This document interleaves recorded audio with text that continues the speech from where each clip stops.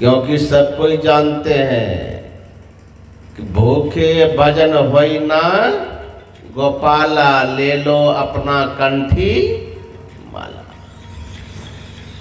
खाएंगे नहीं तो भजन भी होगा। कहा बाबा खाता हूँ, पैसा कमाता हूँ खाने के लिए। अब बहुत लोग भी ऐसा कहने वाले हैं कि हम देखते भोजन तो बहुत लोग करते हैं, अब भजन भी करते हैं। भोजन भी और भजन भी। बहुत लोग भी आज कहने वाले हैं भजन करने वाले को कि बड़ा चला है ध्यान सत्संग भजन करने के लिए, तो 4 समय नहीं मिलेगा ना, सब माला सटक जाएगा। नहीं, बिना भोजन का भजन भी नहीं। लेकिन हमारे गुरु महाराज कहते हैं, गुरु महाराज कहा करते थे कि जो कोई, ध्यान दीजिएगा, गुरु महाराज कहते थे कि देखो जी, मैंने अपने गुरु की थोड़ी देर सेवा किया है तो हमको जीवन में किसी चीज की कमी नहीं है।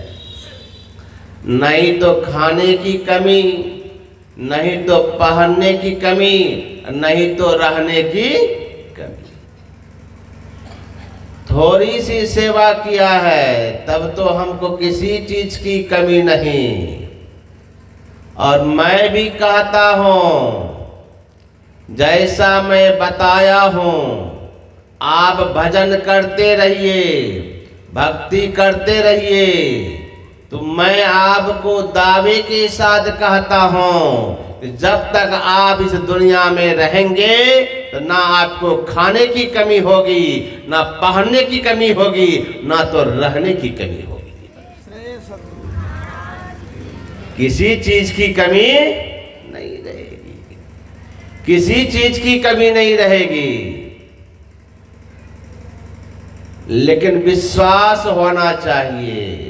आजकल भजन करते हैं लोग, कहते हैं कि भजन करे हुए तो भगवाने पेट भर देगा, बैठ के रात दिन सत्संगी करते हो। अपने यहाँ एक भक्त हो गए मलुकदास जी महाराज। मलुकदास जी महाराज इसी तरह जब भजन करने लगे तो गांव के लोग तो 2-4 तो हो ही जाते हैं, कुछ ना कुछ टांग अड़ाने वाले। नहीं, कितना बढ़िया काम कीजिए, कितना भी अच्छा काम कीजिए, 2-4 कोई आपका पैर खींचने वाला होता है, टांग अड़ाएगा ही आपके काम में।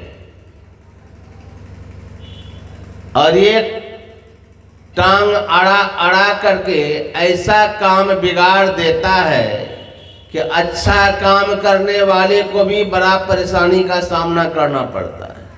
लेकिन ये आदमी जो हो, जो दूसरों का काम बिगाड़ने में लगे रहते हैं, इनको उसी में आनंद आता है। मनुष्य शरीर में है, मानव का चोला पहने हुए है, इतना सुंदर शरीर, लेकिन कर क्या रहे हैं कभी पता चलता है? कर क्या रहे हैं? एक व्यक्ति सबका काम बिगाड़ते रहते थे। कोई भी दुनिया में अच्छा भी काम करे तो टांग अड़ा दे।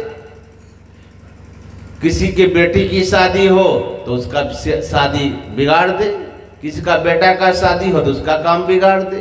कोई भी काम करे तो उसका काम वो बिगाड़ते रहता था।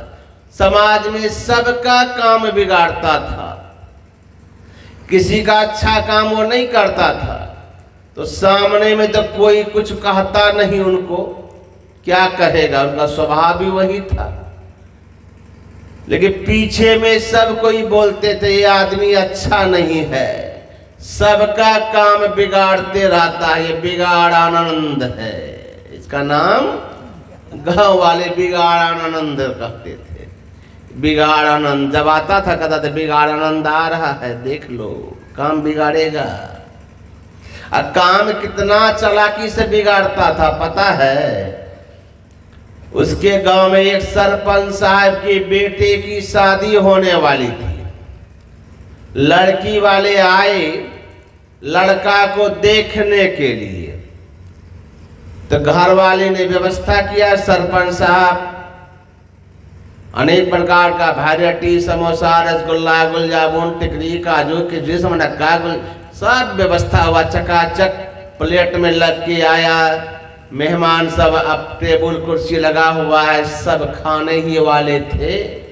तब तक धीरे धीरे बिगाड़ानंद को पता चल गया कि सरपंच साहब के यहाँ मेहमान आए हैं, इनके बेटे को देखने के लिए, इनकी शादी लगने वाली है।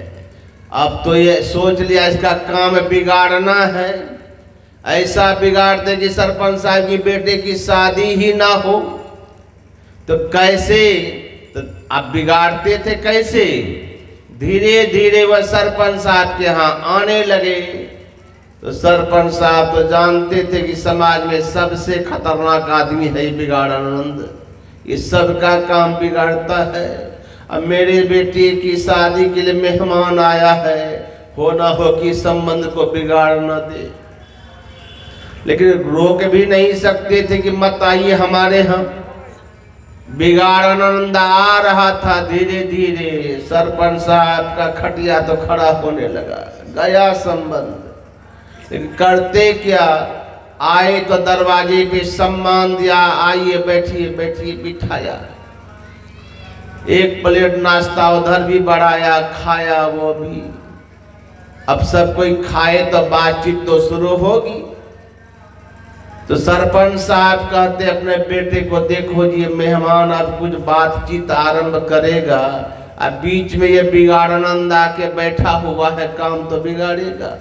एक काम करो, 100 रुपया का नोट निकाल के बेटे को दिया कि जाके बिगाड़ानंद के चरणों में रख के प्रणाम कर लो, कम से कम मुंह तो बंद रखेगा। सरपंच साहब का बेटा गया, 100 रुपया का नोट रखा बिगाड़ानंद के चरणों में, इस भाव से कि पैसा चढ़ा के प्रणाम करेंगे तो खुश होकर के मेरा काम नहीं बिगाड़ेगा, मेरा संबंध हो जाएगा। बेचारा सरपंच साहब बेटे को भेजा आशीर्वाद के लिए, 100 का नोट भी चढ़ा देना, चुप रहेगा। जैसे 100 का नोट चढ़ा के प्रणाम किया सरपंच साहब का बेटा, जिसको देखने लड़की वाले आए थे, सब मेहमान वहीं बैठा हुआ था। यह लड़का जब प्रणाम किया तो देखिए काम कैसे बिगाड़ता है। वो कह क्या रहा है, खुश रहो बाबू, खुश रहो, तुम्हारा मिर्गी जल्दी ठीक हो जाए। क्या कहा, तुम्हारा मिर्गी जल्दी ठीक हो जाए।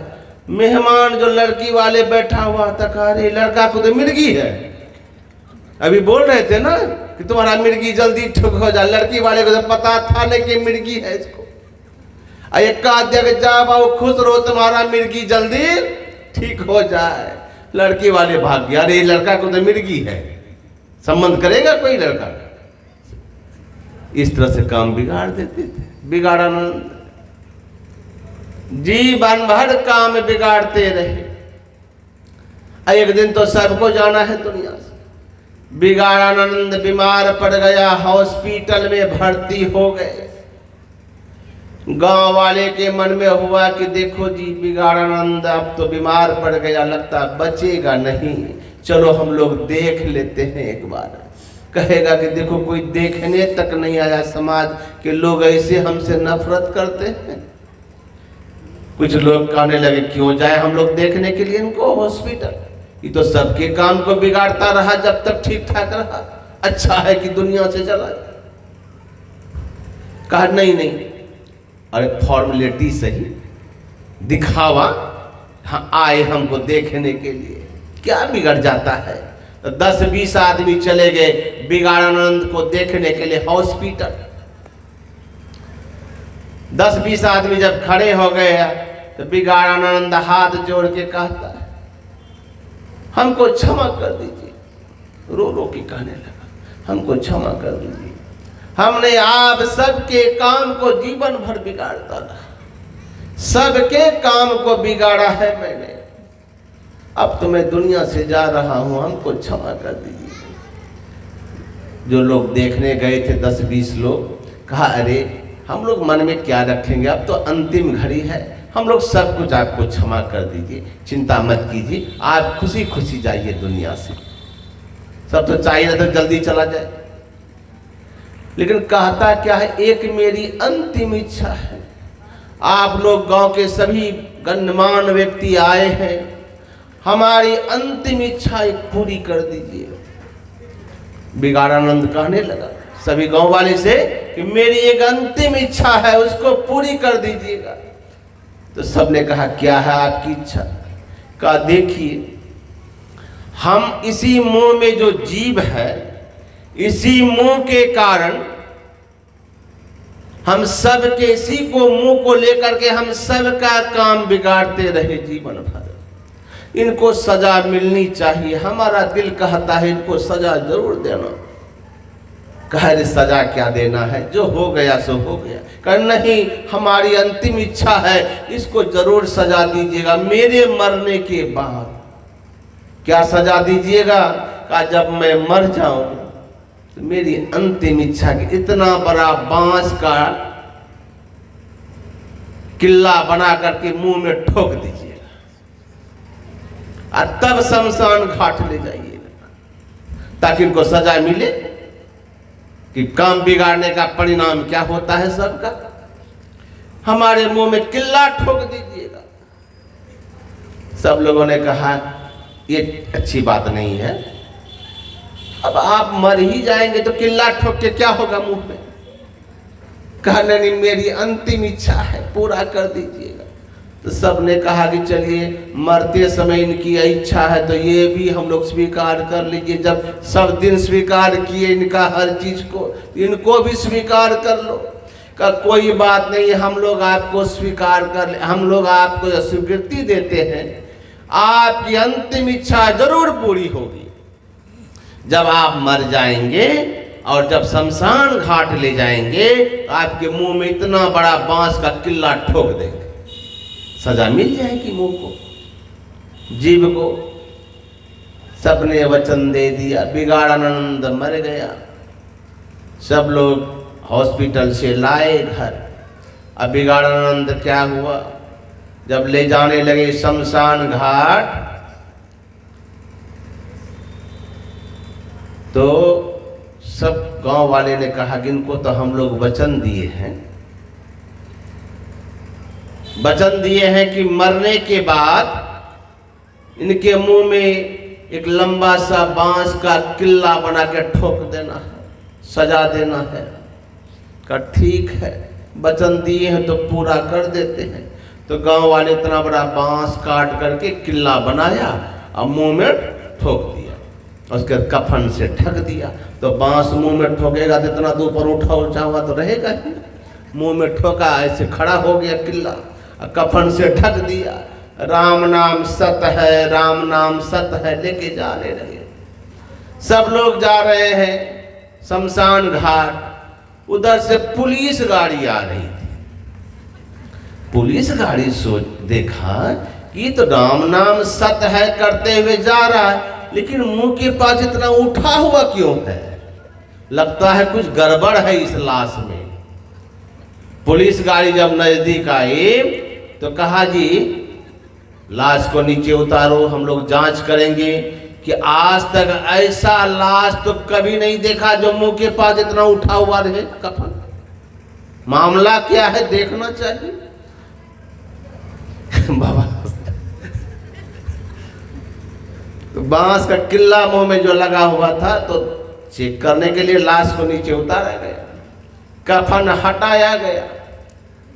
तो पुलिस देखती क्या है कि मुंह में इतना बड़ा किला ठोका हुआ।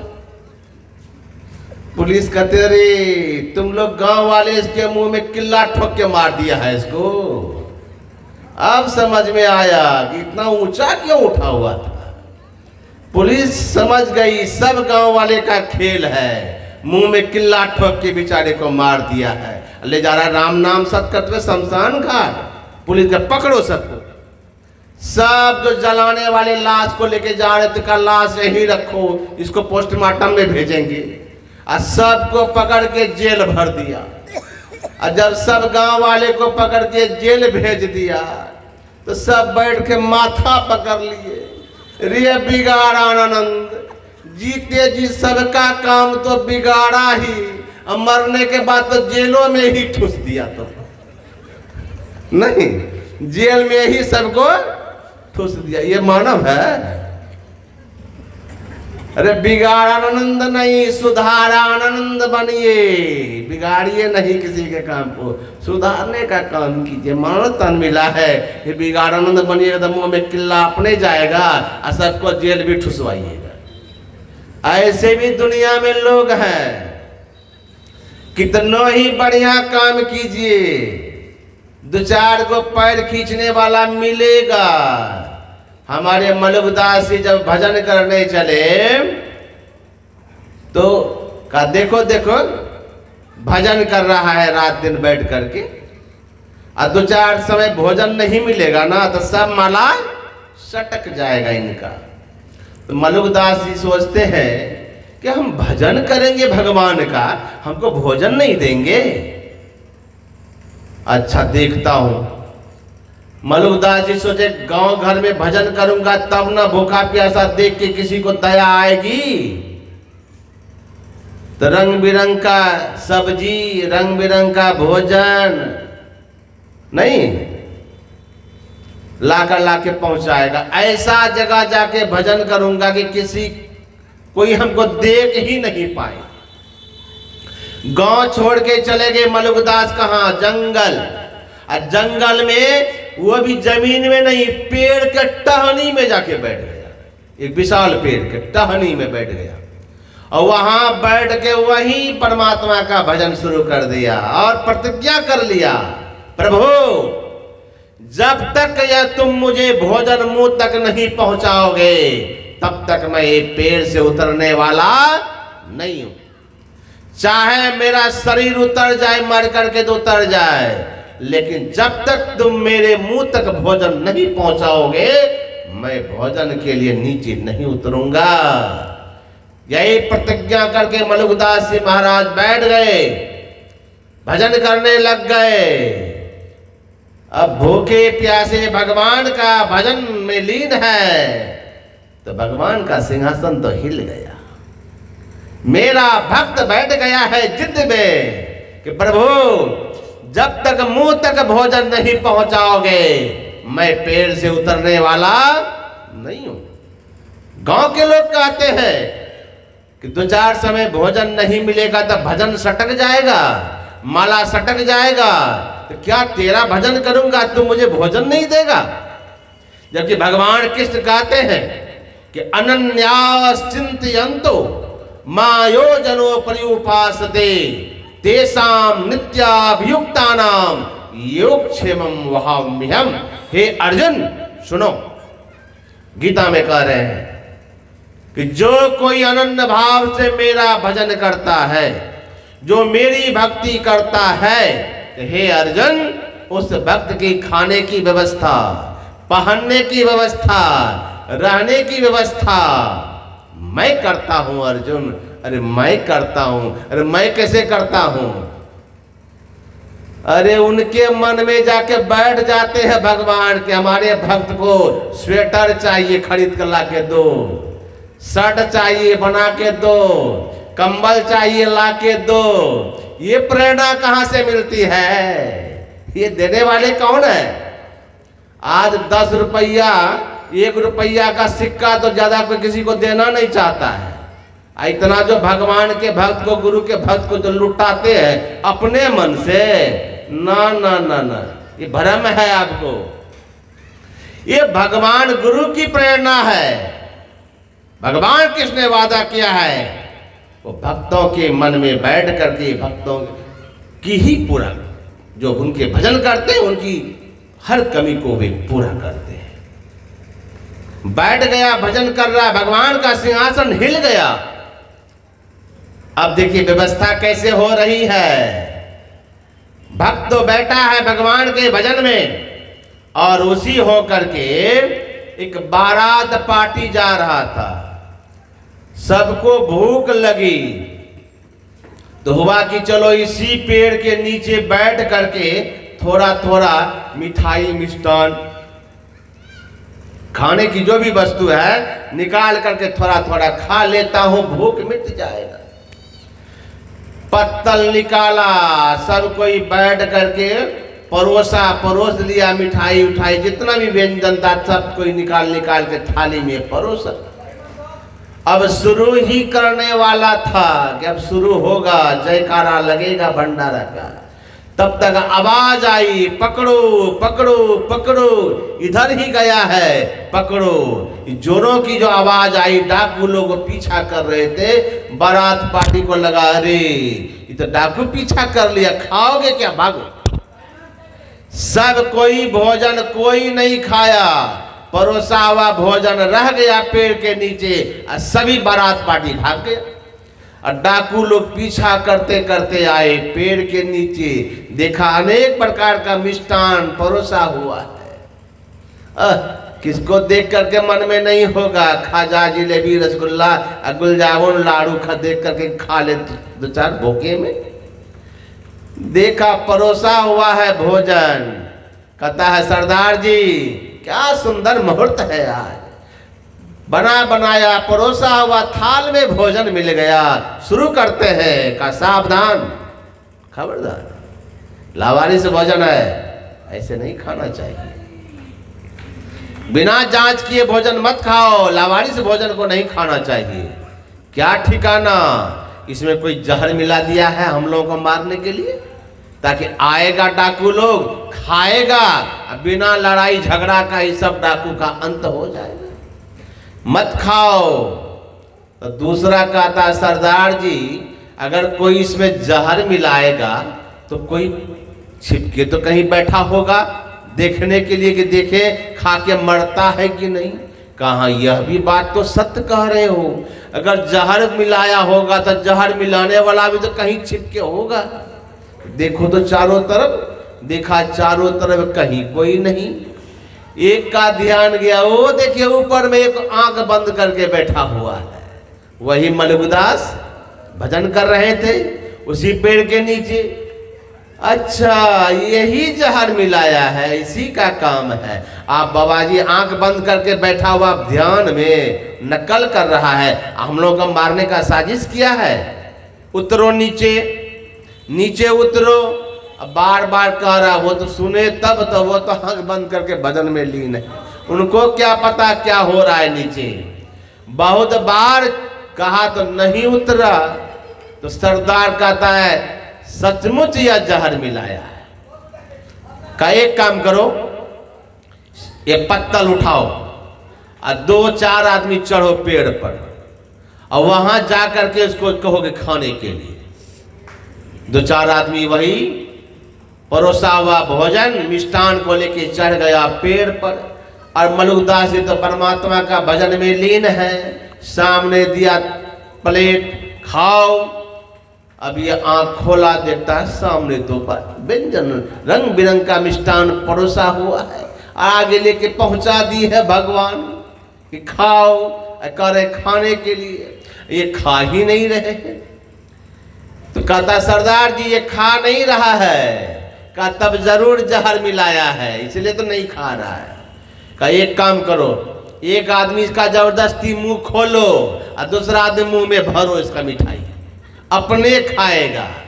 एक आदमी जबरदस्ती का मुंह खोलो तो पकड़ के मुंह खोल दिया, और दूसरा आदमी पूरा भोजन मिला करके मुंह में मिठाई लड्डू जितना था मुंह में देना शुरू कर दिया। अब मुंह में जब भरना शुरू कर दिया तो मलुकदास जी कहते हो प्रभु अब मुंह तक पहुंचा ही दिए, तो अब बिला में क्या, गटागट पूरा पत्तल का भोजन खा ही गए। और कहा गए अजगर करे ना चाकरी, पंछी करे ना काम, दास मलुक का कह गए सबका दाता। आप भगवान का भजन करेंगे तो भोजन नहीं मिलेगा। तो महात्मा जी ने पूछा कि भोजन क्यों करते हो? सज्जन से पूछा कि दुकानदारी करते हो पैसा कमाने के लिए, पैसा कमाते हो खाने के लिए। अरे खाते हो किस लिए? का खाता हो जीने के लिए। अच्छा, जीने के लिए। अच्छा एक बात बताओ तो जीते हो किस लिए? अब बताइए जीते हैं किस लिए? कोई बता सकते हैं कि हम आप जीवन किस लिए जी रहे हैं? किस लिए? दीपक बुझने को जलता है, याद रखिएगा। दीपक बुझने को जलता है, मरण सदा से जीवन के आंचल में पलता है। और यह सत्संग का कार्यक्रम MMB चैनल पर भी YouTube में चल रहा है। घर बैठे भी इस सत्संग का कार्यक्रम सुन सकते हैं।